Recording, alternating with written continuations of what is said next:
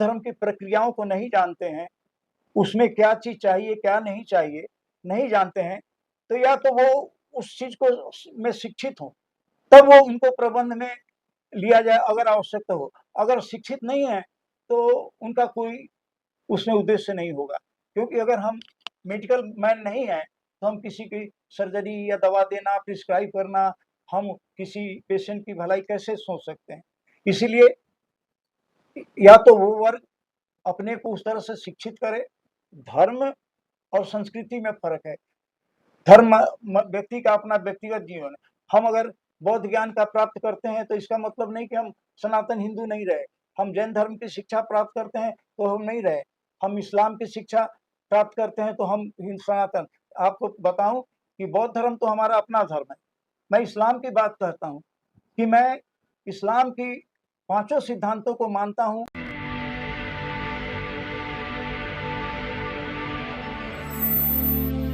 जय भीम, मैं मेवालाल और आप देख रहे हैं बहुजन समय। साथियों, आज हम हमारे साथ ऐसे शख्स बैठे हैं जो सामाजिक अच्छी पकड़ है इनका, सामाजिक जानकार हैं। केपी भारती सर, ये बहुत बड़े सामाजिक कार्यकर्ता हैं, लोगों के बीच में जाते हैं, गाइड करते हैं और इनसे समझूंगा कि आखिर जो समाज में कुप्रथा है, भेदभाव है, पाखंड है, ये कैसे खत्म होगा और समाज में जो द्वेष किस आधार पे क्यों होता है। बच्चे आजकल नशा में चले जा रहे हैं, वो अपना भविष्य खराब कर रहे हैं, उसको कैसे रोकथाम करेंगे। और कुछ ऐसा मामला है कि जो सामाजिक मुद्दा है, कुछ धार्मिक मुद्दे हैं, इन सब से सवाल लूंगा सर। सबसे पहले आपको जय भीम। जय हिंद। सर, मैं आपसे जानना चाह रहा हूं सर कि बिहार की धरती पर तथागत बुद्ध, वहां पर ज्ञान प्राप्त हुआ। उस धरती पर जो बौद्ध विहार है, वो वहाँ बौद्ध आज से 3 महीना पहले से वहाँ धरने पे बैठे हैं। उनका कहना है यहाँ पर गैर बौद्धों का क्या जरूरत है, वो बौद्धों के हाथ में दिया जाए उस बौद्ध विहार को। क्या कहेंगे? देखिए, मैं तो बहुत भाग्यशाली हूँ कि मेरा जन्म बिहार में हुआ है और बिहार शब्द ही बौद्ध धर्म की उत्पत्ति है। जहाँ भी मैं अपने को बहुत ही भाग्यशाली समझता हूँ कि मेरा जन्म ऐसे जगह क्षेत्र में हुआ जहाँ से ऐसे एक महापुरुष उत्पन्न हुए जिन्होंने सिर्फ भारत को ही नहीं, विश्व के कम से कम आधे से ज्यादा, चीन, जापान, मलेशिया, इंडोनेशिया, ऐसे एक बृहत जगह में सत्य अहिंसा का पाठ पढ़ाया, लोगों में सद्भावना की बात जगाई, लोगों को सही जियो और जीने दो के रास्ते पर चलना सिखाया। इसलिए मैं अपने को बहुत धन्य समझता हूँ। और उनका जन्म स्थान भी बिहार और उनके ज्ञान प्राप्त का स्थान जो है वो श्रावस्ती के पास वहाँ। लेकिन उन्होंने जो तप किया, तपस्या की, और वहाँ बोधि वृक्ष के नीचे, इसलिए उस वृक्ष को भी बोधि वृक्ष कहा जाता है। भारती जी, आपको थोड़ा रोकूंगा, उनका जन्म वहाँ नहीं हुआ था, जन्म लुम्बिनी में हुआ था। श्रावस्ती वहाँ लुम्बिनी में हुआ था, ज्ञान वहाँ पर। हाँ, वहाँ ज्ञान प्राप्त हुआ। जब उन्होंने बोध वृक्ष के नीचे रह करके कठोर तपस्या की, और उस तपस्या में कितने व्यवधान उनके सामने आए, किंतु सबों पर विजय प्राप्त करके उन्होंने वो हासिल किया, वो ज्ञान प्राप्त किया जिससे आज विश्व में सुख है, स्मृति है, शांति है, जिसकी आवश्यकता विश्व को है। मेरा ये सवाल है कि वो जो बौद्ध विहार है, वो बौद्ध लोग वहाँ डिमांड कर रहे हैं कि वहाँ पर गैर बौद्धों के क्या जरूरत, वहाँ है ब्राह्मणों के क्या जरूरत है? देखिए, अब मैं अगर वहाँ बुद्धिस्ट जो लोग हैं, जैसे मैं सनातन हिंदू धर्म में पैदा हुआ हूँ, किंतु मैं अपने को बौद्ध समझता हूँ, क्योंकि उनका ज्ञान ऐसा है कि जो सनातन धर्म से अलग है ही नहीं। दया, क्षमा, प्रेम, अहिंसा, ये एक ऐसी बेसिक चीज है जिसको कोई इनकार नहीं कर सकता है।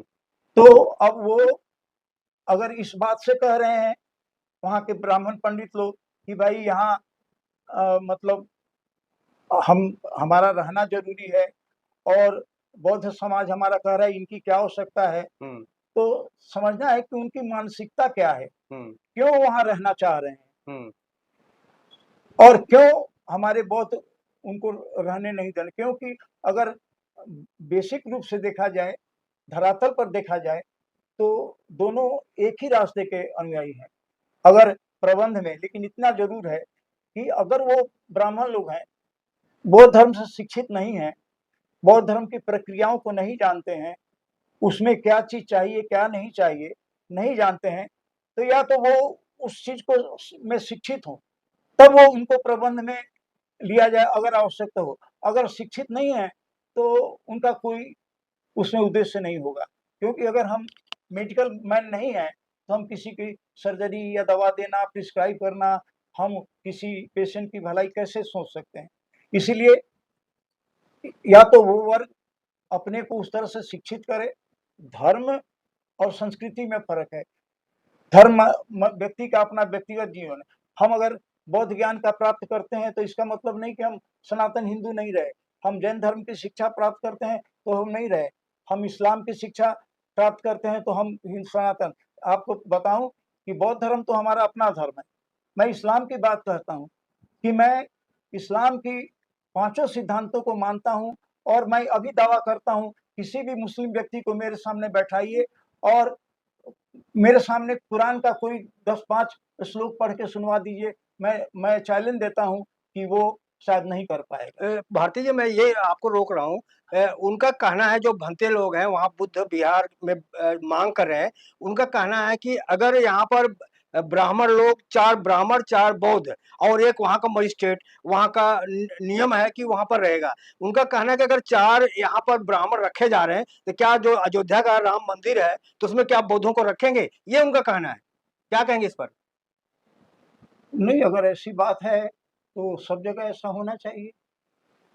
अगर सवाल यह है कि वो किस विचारधारा के, देखिए कह देना कि सनातन लोग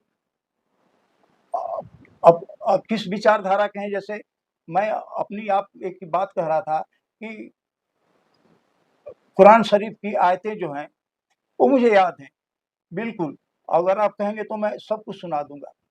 लेकिन उसमें भी क्या है भाई, जैसे 1-2 लाइन कहता हूँ, आप इस इंटरव्यू में रखिए ना। जैसे कुरान शरीफ में पहले शुरू ही होता है अल्हम्दुलिल्लाहि रब्बिल आलमीन अर्रहमानिर रहीम मालिक यौमिद्दीन इय्याका नअबुदु व इय्याका नस्तईन इहदिनस सिरातल मुस्तकीम सिरातल लज़ीना अनअमता अलैहिम गैरिल मग़दूबि अलैहिम वलद्दालिन कुस्मन लम यलिद व लम यूलद व लम यकुल लहू कुफुवन अहद। इसका अर्थ अगर मुस्लिम भाई समझेंगे तो कभी हिंदुओं से विरोध ही नहीं करेंगे। अल हम कहते हैं प्रशंसा। अल माने सारी प्रशंसा, सारी प्रशंसा का पात्र वो ईश्वर है। नहीं, इस बात को आप समझते हैं कि पहले यहाँ पर पूरे देश में अशोक के समय में पूरा बौद्धमय देश था, बौद्धमय भारत था, लेकिन क्या कारण है कि यहाँ से बुद्ध लुप्त हो गए? ऐसा है कि बौद्ध लुप्त हुए, उसमें उस समय के ब्राह्मणवाद की कुछ बौद्ध धर्म के अंदर अति सर्वत्र वर्जयत, अति सब जगह खराब होता है। हमारे बौद्ध धर्म ने हमको इतना सहिष्णु बनाया कि हम मार खाते रहे और सहते रहे। उस समय का ब्राह्मणवाद सही नहीं था, ब्राह्मणवाद सही नहीं था। और आज भी जैसे मुस्लिम उग्रवादी हुए हैं बहुत लोग, सबको मैं नहीं कहता, लोग बुरा नहीं, उसी तरह से वहाँ ब्राह्मणवाद, जहाँ तक इतिहास मैंने पढ़ा देखा, लेकिन उसमें बौद्धों के साथ ब्राह्मणों ने बहुत अत्याचार किया। वो चाहते थे, क्यों अत्याचार किया? क्योंकि बौद्ध धर्म समाज की बहुत सारी बुराइयों को दूर कर रहा था। छुआछूत, वर प्रथा, जी कई छुआछूत में सब आ गया जी। वर प्रथा, तो इसको वो ब्राह्मण वो दूर कर रहा था। और ये स्वाभाविक है क्योंकि कृष्ण ने गीता में ही कहा है कि यदा यदा ही धर्मस्य ग्लानिर्भवति भारत। है अर्जुन, जब जब धर्म की हानि होगी मैं किसी न किसी रूप में आता हूँ और समाज में जिस तरह की परिस्थिति होती है उस रूप में आता हूँ। लेकिन गौतम भारती बुद्ध, जी, थोड़ा हमारे क्वेश्चन पे आप उत्तर दीजिए। मेरा क्वेश्चन ये है कि जो बौद्ध धर्म है और हिंदू धर्म है, वहाँ का दोनों से वो है तो ये कटाक्ष हो रहा है कि जैसे बौद्धों में है कि हम मूर्ति पूजा नहीं करेंगे, वहां पर शिवलिंग करके वहां पूजा की जा रही है, वहां बौद्ध विहार में उसका विरोध हो रहा है ना। देखिए, बौद्ध धर्म सही माने में, एक बात आपको बताऊं, आप कह तो रहे हो उस समय बहुत अत्याचार हुआ बौद्धों पर, ब्राह्मणों ने बौद्धों को मारा है। उनको ये किस लिए? क्योंकि ब्राह्मणों की कमाई समाप्त हो रही थी। पूजा पाठ में पूजा पाठ को विकृत कर दिया था। जी। जो पूजा पाठ सनातन धर्म में उस तरह नहीं है जो ब्राह्मणवाद ने रखा। उन्होंने समाज के अंदर जन्म के समय, मृत्यु के समय, विवाह के समय कई इतने आडंबर बनाए ताकि उनको उससे फायदा हो।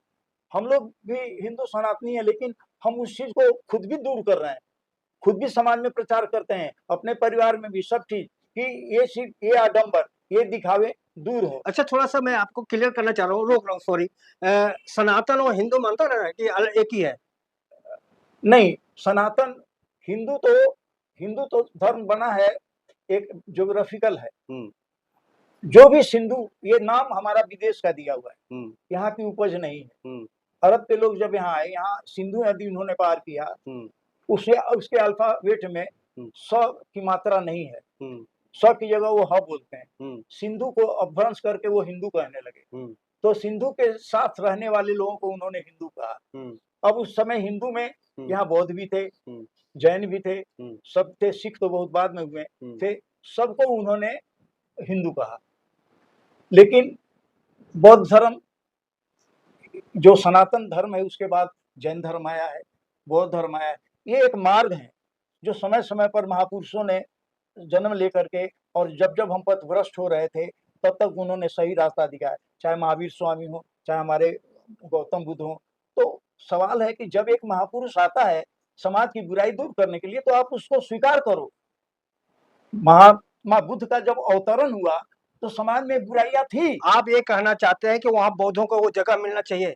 जरूर। अगर जैसे आपने भी कहा कि बौद्ध में मूर्ति पूजा नहीं है, नहीं, पहले नहीं थी, लेकिन सवाल है मूर्ति पूजा किसको कहते हैं? मूर्ति पूजा कहते हैं कि उस मूर्ति को ही सब कुछ समझ लिया जाए।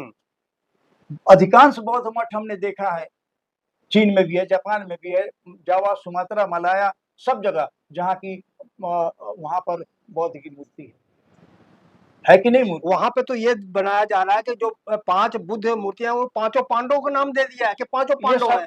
ये सब जो लोग ऐसा कर रहे हैं वो अपनी संस्कृति से दूर जा रहे हैं। वो पांचों पांडवों का ये सब, मतलब मैं जहाँ तक मेरी समझ और विश्वास है, ये सब दिखावा है और ऐसा नहीं होना चाहिए कि पांचों पांडवों का नाम दे दिया। और ये ठीक है कि आप बहुत जगह कई चीजों, आप गए हो बोध गया में, गए हैं, वो जगह देखा आपने? गया हूँ, लेकिन वहाँ ये सब उस समय नहीं था। अच्छा, मैं अगला सवाल आपसे ले रहा हूँ। अभी ज्योतिबा फुले जो देश में महिलाओं को पहला शिक्षा स्कूल खोला है, उस पर एक फिल्म आई है। तो उस फिल्म को लगने से पहले ब्राह्मण बड़ा विरोध कर रहे हैं कि ये फिल्म से हमारे भावनाओं को ठेस पहुंच रही। आप क्या मानते हैं? सत्य हमेशा मुखर होता है। बाबा साहब भीमराव अंबेडकर की पत्नी, जहां तक मुझे अगर गलत नहीं हूं तो ब्राह्मण परिवार से थी। अगर मैं गलत नहीं हूं, गलत हूं तो सही कर दीजिएगा। उनकी पत्नी ब्राह्मण परिवार से थी। सविता अम्बेडकर बाद में आई हैं, पहले तो उनका जो रमाबाई उनकी पत्नी थी। तो मतलब ब्राह्मण परिवार से थी। मेरा ये मतलब कहने का कि शादी विवाह ये व्यक्तिगत चीज नहीं, रोक रहा हूँ आपको। सविता अम्बेडकर ब्राह्मण परिवार से थे। और जो पहले रमाबाई थी वो ब्राह्मण से नहीं थी। मतलब उनके जीवन में आई ना जी, आई, तो उस समय विरोध हुआ कि नहीं हुआ, हुआ होगा तो हुआ होगा। लेकिन मेरा कहने का मतलब सनातन धर्म के अंदर छुआछूत, ऊंच नीच, जाति प्रथा नहीं है। ब्राह्मणवाद, ब्राह्मण, राजपूत, क्षत्रिय और शूद्र, ये सब सामाजिक व्यवस्था है, ये धर्म नहीं है। क्या सावित्रीबाई फुले के ऊपर जो पत्थर गोबर फेंका जाता, जो चीज किया जा रहा है, ये सब जब आप कहते हो कि जत्र नारी पूज्यते, जहाँ पर नारी की पूजा होती है वहाँ देवता का वास होता है। तो आप जब इस सिद्धांत को मानते हो तो नारी कोई भी है, आप उस पर उसका अपमान क्यों कर रहे हो? ये सनातन धर्म की बात है कि जहाँ नारी होती है, जहाँ वहाँ देवता का निवास होता है, वहाँ देवता का निवास होता है। तो अगर आप इस बात को मानते हैं तो आप उस नारी का, वो तो हमारे भारत की जन्मी हुई नारी है, चाहे विदेशी भी नारी है, वो भी, अगर आप शिवाजी को क्यों नहीं स्मरण करते हैं कि शिवाजी के सिपाह सलारों ने किसी गांव से बहुत सामान लूटा था और वहां से मुस्लिम औरत भी आ गई थी और उन्होंने कहा कि ये देखिए एक बहुत सुंदर मुस्लिम महिला है तो शिवाजी ने उनको कहा था कि माता जी आपको नमस्कार, इनको सम्मान के साथ वहीं पहुंचा के आइए। तो अगर आप शिवा के अनुयायी हैं तो आप इस चीज को क्यों नहीं चलते हैं कि सनई नारी का सम्मान होना चाहिए। वो मुस्लिम धर्म की नारी थी जिसका सम्मान शिवा ने किया। इसीलिए धर्म अगर सही माने में आप सात्विक धर्म को मानने वाले हैं समाज के, तो आप कभी भी किसी भी नारी का अपमान नहीं करेंगे। ये अगर कि हुआ है तो ये गलत बात है। सर मैं अगला सवाल आपसे ले रहा हूँ, पहले महिलाओं को क्यों शिक्षा से वंचित किया गया था? देखिए, पहले आप कितने साल पहले की बात कर रहे हैं? जब से पढ़ाई शुरू हुआ संविधान यही लगने चीज के समझने पहले। पहले के जमाने में पुरातन आप सनातन की उत्पत्ति, उस समय महिलाओं पर कोई प्रतिबंध नहीं था। महिला पर प्रतिबंध होता तो कैकेयी धनुष तीर चलाने में संपन्न नहीं होती। जब राजा दशरथ को युद्ध भूमि में मूर्छित हो गए थे तो कैकेयी ने रथ चलाते हुए उनको बचा करके ले आई थी, तभी उन्होंने उनको 2 वरदान देने को कहा था। ये सिद्ध करता है वो उस समय के शंकराचार्य पुरुषों से जीतते गए और वहां जाकर के स्त्री से हार गए। विद्वान नहीं आपको होते। नहीं मालूम पुरुष प्रधान देश रहा है? पुरुष प्रधान देश, पुरुष प्रधान देश उस रूप में नहीं रहा है। अब हो गया कब? जब मुगलों का आक्रमण होने लगा, अंग्रेजों का आक्रमण होने लगा, तब पुरुष प्रधान देश बन गया। सनातन में बिल्कुल पुरुष प्रधान देश नहीं था 100%। मुसलमान कब आए? मुसलमान आए हैं चौथी शताब्दी में। इसके पहले? उसके पहले जिस समय आप देखिए, जिस समय अगर पांडवों के समय जाइए या राम के समय नहीं, में मुगल के पहले की बात बताइए। किसके बाद? मुगल के पहले। मुगलों के पहले, मुगलों के पहले भारत के अंदर में भेदभाव नहीं था, छुआछूत क्यों नहीं नहीं था?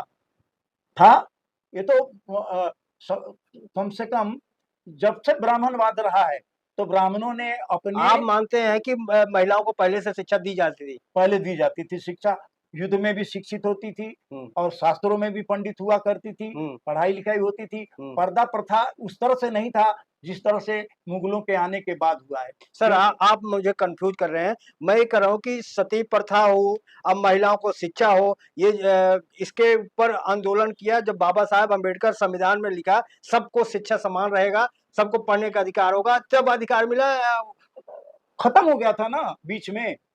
अगर शिक्षा शुरू में ना होती शिक्षा, तो यहाँ मैत्रेयी, गार्गी, ये जो महिलाएं हैं ये इतनी विद्वान बनी हैं, अगर ये शिक्षा ना होती, उनको दी जाती तो कैसे ये शिक्षा मिलती? स्वयं बाबा साहब अम्बेडकर के परिवार में शिक्षित महिला आई, शिक्षा ना होती तो कैसे होती? लेकिन विदेशियों के आक्रमण के कारण बाल विवाह शुरू। बाबा साहब के परिवार में कौन शिक्षित था महिलाओं में? वो तो अनपढ़ थी रमाबाई। हो सकता है, मेरी जानकारी में मैं समझ रहा हूँ कि लेकिन ये थी कि उसके पहले भी महिलाएं शिक्षित होती थी। चलो ठीक, अगला सवाल सर आपसे मैं चाह रहा हूँ। नहीं, उसके पहले भी महिलाएं शिक्षित होती जी, थी। आपको मान लिया बात, ये हमारे यूबर देख करके कमेंट करेंगे कि शिक्षित है नहीं शिक्षित है, वो उनके ऊपर छोड़ देता हूँ। मैं आपसे सवाल ले रहा हूँ, क्या समाज में छुआछूत भेदभाव होता है? होता है तो कैसे दूर करेंगे? इसका सबसे सुंदर उपाय है कि हमको अपने सनातन की शिक्षा देखनी पड़ेगी। राम के आदर्श को देखना पड़ेगा। उन्होंने जब सबरी के जूठे बैर खा लिए तो क्या वो जानते नहीं थे कि सबरी है? फिर क्यों खाया? वो भी जूठा बैर खाया। दुर्योधन के घर मेवा त्याग करके विदुर के घर में क्यों खाए? कृष्ण के जीवन में भी कई ऐसे उदाहरण हैं। लेकिन वहीं पर ब्राह्मण ही तो थे जिन्होंने एकलव्य का अंगूठा कटवा लिया, तो हम उनको कैसे आदर्श मानेंगे? एक से पांचों पांडवों में अर्जुन को श्रेष्ठ बनाने के लिए कि अर्जुन श्रेष्ठ रहे, और उसके कारण गुरु द्रोण ने एकलव्य का अंगूठा ले लिया, तो उनको हम आदर्श ब्राह्मण नहीं मानते हैं। वो अच्छा, वो अंगूठा काटने का कारण क्या था? क्यों काटा? कारण था क्योंकि हम धनुर्विद्या में अंगूठे का बहुत महत्व है। क्योंकि अगर हम पांचों उंगलियां रहेंगी तो हम बहुत दक्षता से चलाएंगे। अंगूठा इसलिए मांगा, वो भी दाहिने हाथ का अंगूठा, ताकि ये उतना धनुर्धर ना बन सके जितना अर्जुन है।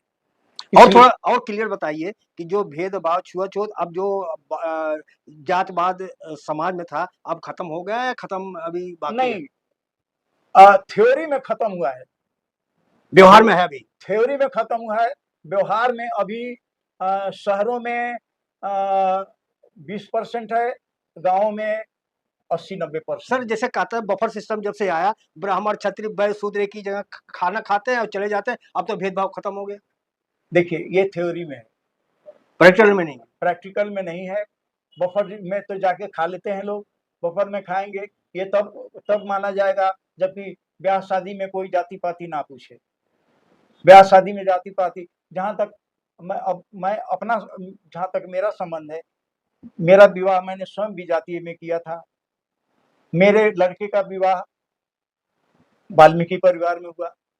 मेरे पोते ने अभी अपना सिलेक्ट किया, हमने नहीं पूछा कि किस परिवार, बाद में पता लगा वो यादव परिवार से। क्योंकि मैं इसको मानता ही नहीं हूँ। हाँ, मैं इतना जरूर चाहता हूँ कि हिंदू समाज का, या मैं चाहता हूँ, हो सकता है इस पर किसी को मतभेद हो, मैं चाहता हूँ कि हमारा परिवार मतलब हिंदू परिवार है। हिंदू क्योंकि उसकी संस्कृति हमसे मेल खाएगी, उसकी रहन सहन हमसे मेल खाएगा, भारत की परिवेश, भारत की चीजें मेल खाएंगी। इसलिए मतलब ये चाहूँगा, लेकिन हम दूसरे को भी, मेरा जीवन ही मेरे जीवन में 3 चरण आए, तीनों में हमने हिंदू धर्म में जात पात नहीं देखा। सर जो रोक रहा हूँ, अगला सवाल ले रहा हूँ क्योंकि मैं हमको वीडियो थोड़ा में कम करना है। मैं आपसे जानना रहा हूँ कि राजनीति आपको सवाल ले लेता हूँ कि दिल्ली में केजरीवाल जो है पानी, बिजली, दवाई और महिलाओं को फ्री में बस सेवा देना, इतना अच्छा काम करने के बाद क्या कारण है कि केजरीवाल यहाँ से हार गए? केजरीवाल के को हारने के पीछे समझ रहा हूँ कि केजरीवाल की 2-4 बातें जो समाज में आई कि एक तो आई, मैं भी मुझे भी प्रभावित किया कि एक तो उन्होंने जब पदार्पण किया राजनीति में तो कहा कि मैं 2 कमरे के घर में रहूंगा और simple high thinking simple living एक कहते हैं, कहावत है, रहूंगा। इस सब को दिखाने के बाद में लेकिन अचानक करोड़ों के मकान का हुआ। भाई आप लोग पत्रकार हैं, आप ही लोग इन चीजों को खोलते हैं और समाज की एक कहते हैं ना कि 4 स्तंभ में एक स्तंभ पत्रकारिता भी है, जो क्योंकि सबको समय नहीं मिलता है कि जा करके देखें। केजरीवाल का वो घर हमने आज तक नहीं देखा, लेकिन आप जैसे पत्रकारों ने बताया कि वहां तो ऐसा ही सुविधा है जैसे राष्ट्रपति के भवन में भी ना हो। तो एक समाज को रास्ता बताने वाला व्यक्ति, और मैं यहाँ बैठ कर कहूँ कि शराब पीना बुरी बात है, बीड़ी सिगरेट, और मेरे को ही कोई मेरा शिष्य देख ले पेड़ के पीछे खड़ा होके, तो मेरी सारी शिक्षा देना एक दिन के उसमें सब खत्म हो जाए। सर उन्होंने एक बयान दिया था कि मुझे जनता ईमानदार में अगर नहीं हो तो हमको वोट ना दो, तो क्या वो सिद्ध हो गया कोई ईमानदार नहीं हो गया? क्योंकि उन्होंने जो अपने आचरण में दिखाया, उनके फिर उनके सहकारी थे सिसोदिया या क्या क्या उनके नाम, वो शराब घोटाले में देखिए, जहाँ धुआं उठता है वहाँ आग की लपट ना हो, चिंगारी जरूर होगी। इसलिए मैं ये नहीं कर सकता हूँ कि 100% सिसोदिया कितने प्रतिशत दोषी थे, लेकिन इतना जरूर मानते कि जब घोटाला बिल्कुल नहीं हुआ होता तो नहीं आता। और वो भी समाज को आप शिक्षा की बात दे रहे हैं, समाज में ये सब दूर कर, और आप शराब 1 बोतल पर 1 फ्री, इस तरह की चीजें आप दे रहे हैं समाज में, तो आप क्या देना चाह रहे हैं समाज को? ठीक है, अच्छे काम करने के तुरंत मतलब तुरंत इसका फल मिलने लगे, तो तुरंत फल मिलने के लिए आर्थिक रूप से आपने शराब नीति मेरे समाज में हम लोगों ने खुद प्रचार किया, छोटे-छोटे मोहल्ले में जा करके, जहाँ की इनके पास कितने लोग आते हैं हमारे पास कि हमारे लड़का ऐसे सारी कमाई शराब में बिता दे रहा है सब, तो उससे क्या होगा? नौजवान 1 बोतल की जगह 2 बोतल पीने लगे। सर छोटा-छोटा 2 सवाल और आपसे रह गया। मैं कह रहा हूँ कि सरकार इस समय 70 प्लस लोगों को आयुष्मान कार्ड दे रही है, तो बुजुर्ग क्या 60 साल वो नहीं हो जाते? वो आप तो देख रहा हूँ कि ज़्यादातर लोग 60 साल में खत्म हो जाते हैं, लेकिन सरकार 70 साल के बुजुर्गों को आयुष्मान कार्ड दे रही है कि उनको 5-10 लाख तक इनाम देगी, किस तरह देगी? तो इसको कैसे देखते हैं आप? मैं समझता हूँ कि समय आने पर शायद सरकार को इसमें संशोधन करना पड़ेगा, क्योंकि एक समय ऐसा था कि भारत की औसत आयु सिर्फ 34 या 24 साल ऐसी ही थी। जब तक हम लोग छोटे थे तो भारत की जो एक औसत आयु थी शायद 34 वर्ष थी। अब 5वीं 6वीं 1950 की बात कर रहा हूँ मैं, तो थी। आज उस समय आबादी थी भारत की 33 करोड़, क्योंकि भारत के श्लोकों में सब कहा जाता था 33 करोड़, 36 करोड़। और अब सवाल ये है कि उम्र बढ़ी है, तो उम्र बढ़ी है तो अब 70 साल जो कहा जा रहा है कि 70 पर ऊपर, हाँ 70 से ऊपर कहा जा रहा है, तो मुझे लगता है कि कुछ लोगों को असुविधा होगी और हम जैसे लोग, आपका उम्र कितनी जैसे है? मेरी उम्र 83 होने जा रही है। अच्छा, आपको हाँ, फायदा मिलेगा। हाँ, तो लेकिन सवाल ये है कि कितना भी भारत में उम्र की तरक्की हुई है, लेकिन बड़े शहरों में पोल्यूशन इन चीज़ों से इतना प्रभावित हुआ है कि 30-30, 40-45 साल के लोग गहरे-गहरे बीमारियों से पीड़ित होने लगे हैं। इसलिए मेरी समझ से सरकार को इसमें एक तरह का संशोधन शायद ये हो कि अ, आर्थिक रूप में जो लोग कम उम्र के भी हों, उनको दिया जाए। जी, क्योंकि सर जो संपन्न हैं, जी, वो तो 50-60 की, उनको तो 80 के बाद भी ज़रूरत नहीं है। जी। सर मैं अगला सवाल ले रहा हूँ आपको कि आप तो बुजुर्ग हैं, पहले सरकार जो है ट्रेनों में जाते थे तो आप जैसे बुजुर्ग होते हैं 60 साल के ऊपर का, तो उनको 50% छूट दी जाती है, वो खत्म कर दिया सरकार। आपको क्या कहेंगे सरकार को? देखिए, मैं तो इस चीज़ में ये कहूँगा कि छूट एक हद तक ठीक होता है। जैसे आपने केजरीवाल की बात की, केजरीवाल ने इतनी चीज़ों में छूट दी कि जो अति सर्वत्र वर्जय, उसका क्या हुआ, आर्थिक रूप से सरकार एकदम पिछड़ गई। बहुत आर्थिक रूप से पिछड़ गई, खजाना बिल्कुल ज़ीरो हो गया। उन्होंने इतनी छूट, तो छूट ठीक है। तो आपका कहना नहीं मेरा देना कहने का चाहिए? मतलब है कि छूट एक लिमिट तक का तो हो। जो सरकार कर रही है जो बुजुर्गों का 60% दे रहा है तो सही कर रही है सरकार। मतलब हम तो कहेंगे कि सिर्फ कानून बनाने से हर चीज़ नहीं होती है। अपने अंदर देश के लिए चेतना भी नहीं, होनी आप इस पर क्या है आपका? चाहिए। मेरा कहने का मतलब है कि सरकार इसका सर्वेक्षण करके ही दे कि ये आदमी वाक़ई में उस पात्र का है। अगर कोई व्यक्ति 50 साल का ही है और उसको ट्रेन में जाने की क्षमता नहीं है या समाज में कई चीज़ों की उपलब्धता की क्षमता नहीं है, तो उसको सरकार को देखना है, देखना चाहिए। बाकी अब ये जो आप कह रहे हो कि किसको मिले, किसको नहीं मिले, तो इस नहीं, मेरा ये सवाल है कि जो बुजुर्गों को मिलता था 50% छूट मिलती थी, वो सरकार बंद कर दिया। वो सही बंद किया, गलत किया? नहीं, वो बिल 100% सही नहीं है, उसमें सब लपेटे में चले गए।